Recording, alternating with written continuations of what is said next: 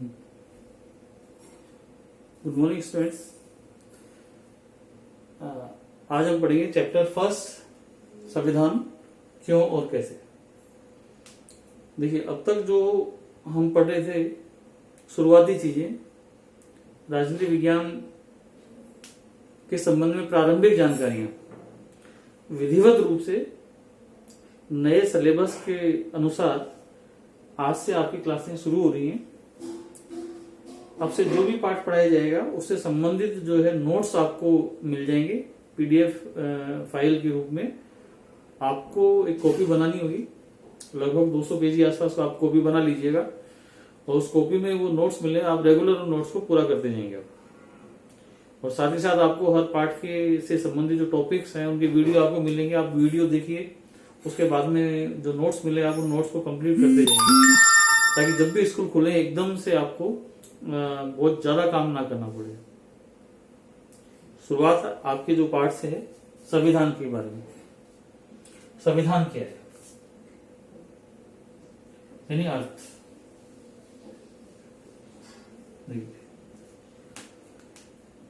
लगभग सभी देशों में अपना एक संविधान होता है।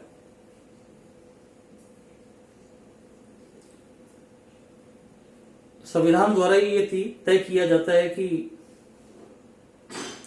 कौन निर्णय लेगा, कौन कानून बनाएगा, किस तरीके से शासन होगा। संविधान में ही नागरिकों के अधिकार तय कर दिए जाते हैं। नागरिकों के बीच समन्वय और विश्वास पैदा करने का प्रयास किया जाता है। तो संविधान से तात्पर्य एक ऐसे कानूनी दस्तावेज से जिसके माध्यम से राजनीतिक व्यवस्थाएं आकार ग्रहण करती है, या दूसरे शब्दों में आप कह सकते हैं संविधान नियमों और कानूनों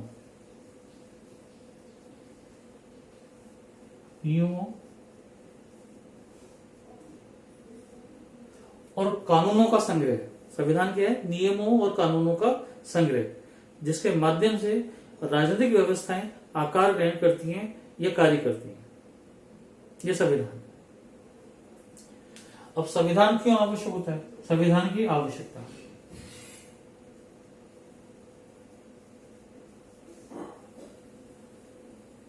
या आप कह सकते हैं कार्य।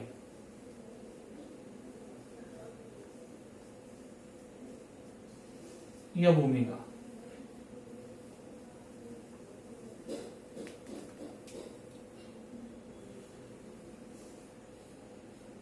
लोकतांत्रिक देशों में संविधान के कार्यों या किसी भी समाज में संविधान की भूमिका को हम निम्नानुसार स्पष्ट कर सकते हैं। एक,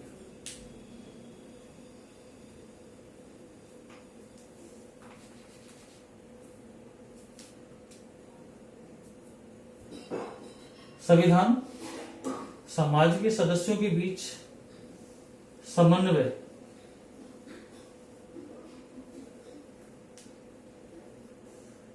और विश्वास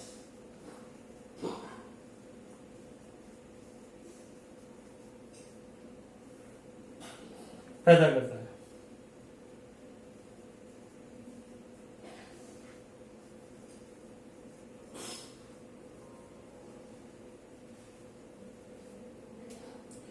देखिए, ऐसे समाज जो काफी विस्तृत है, जहां विभिन्नताएं काफी ज्यादा है, जैसा भारत देख लीजिए आप। भारत में धर्म को लेकर काफी विभिन्नताएं हैं। कई समुदाय हिंदू हैं, मुस्लिम हैं, सिख हैं, ईसाई हैं। सैकड़ों तरह की हमारे जातियां हैं। व्यवसायिक विभिन्नताएं भी हैं। अमीरी और गरीबी भी है।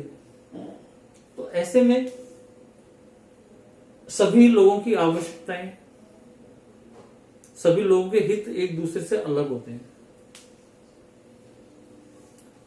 अलग अलग हितों और आवश्यकताओं से उनमें टकराव भी पैदा हो सकता है। तो समन्वय और तालमेल जैसी कोई चीज है ही नहीं। तो कौन उनके बीच समन्वय और तालमेल स्थापित करेगा? कौन उनके बीच विश्वास पैदा करेगा कि हम सब एक हैं और एक दूसरे के लिए हमें कार्य करना है?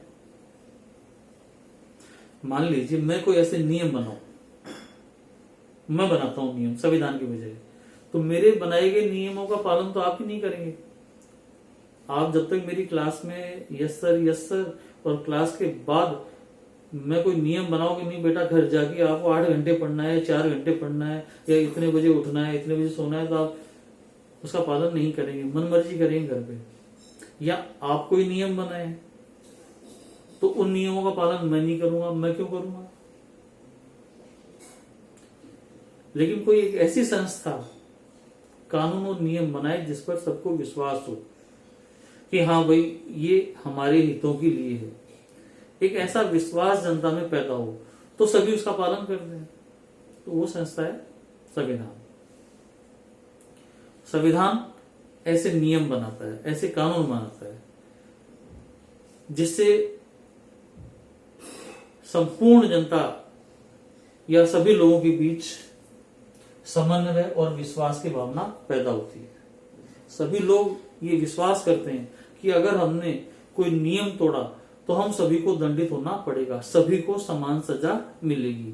तो इस विश्वास की वजह से वो एक दूसरे के नजदीक आते हैं और उनमें तालमेल यानी समन्वय की भावना पैदा होती है। तो संविधान का पहला काम कि संविधान समाज के सभी लोगों के बीच समन्वय और विश्वास पैदा करता है। दूसरी बात, समाज में निर्णय लेने की शक्ति किसके पास होगी।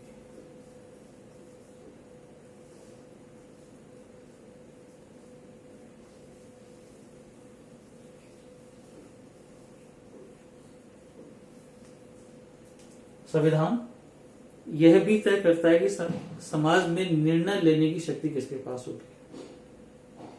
अभी मैंने थोड़ी देर पहले एग्जाम्पल दिया था कि मैं कोई नियम बनाऊं, कानून बनाऊं, तो जरूरी नहीं कि उसका पालन समाज के सभी लोग करें, या आप कोई नियम बनाए तो ये जरूरी नहीं कि आपके बनाए गए नियमों का पालन पूरा देश करे। तो ऐसे में संविधान ये तय करता है कि निर्णय कौन लेगा, कौन कानून बनाएगा।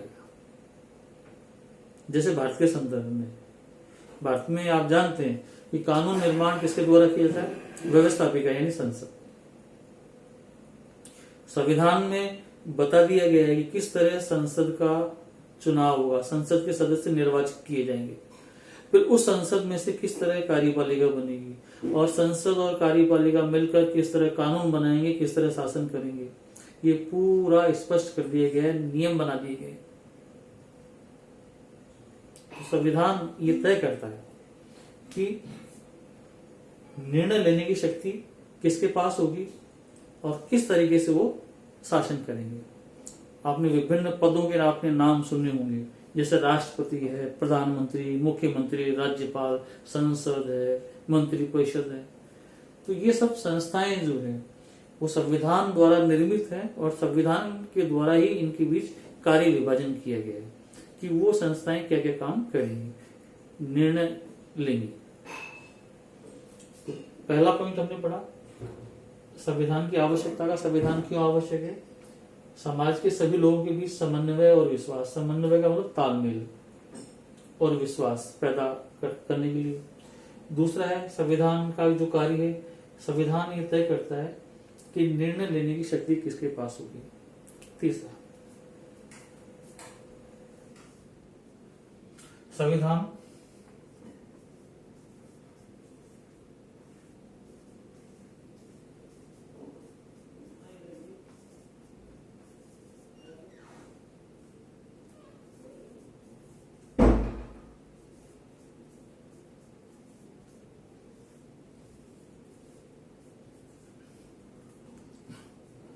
संविधान सरकार पर प्रतिबंध भी लगाता है।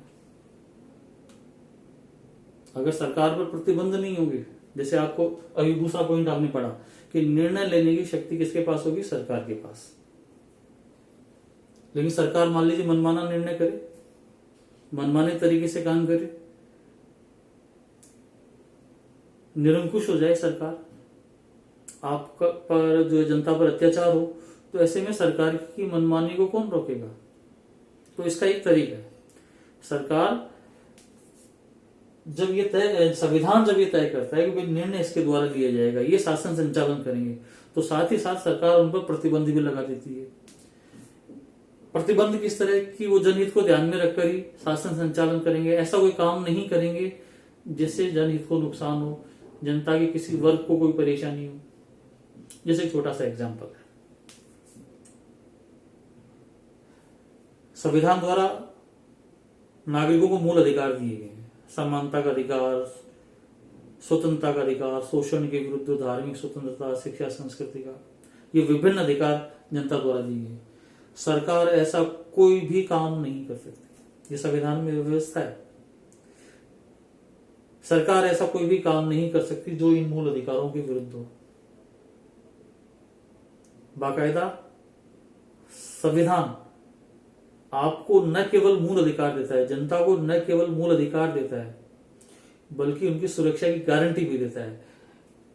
न्यायपालिका है, वो नागरिकों के मूल अधिकारों की रक्षा करती है। अगर नागरिकों को लगता है कि सरकार अतिक्रमण कर रही है, उनके अधिकारों का हनन कर रही है, तो संविधान ने आपको अधिकार दिया है कि जनता यानी नागरिक न्यायालय में शरण ले सकते हैं और अपने अधिकारों की रक्षा कर सकते हैं। न्यायपालिका सरकार के उस कार्य को अवैध घोषित कर सकती है जो संविधान के विरुद्ध हो और मूल अधिकारों के विरुद्ध हो। तो इस तरह संविधान सरकार पर प्रतिबंध भी लगाता है और उसे मनमानी करने से रोकता है। चौथा पॉइंट है आपका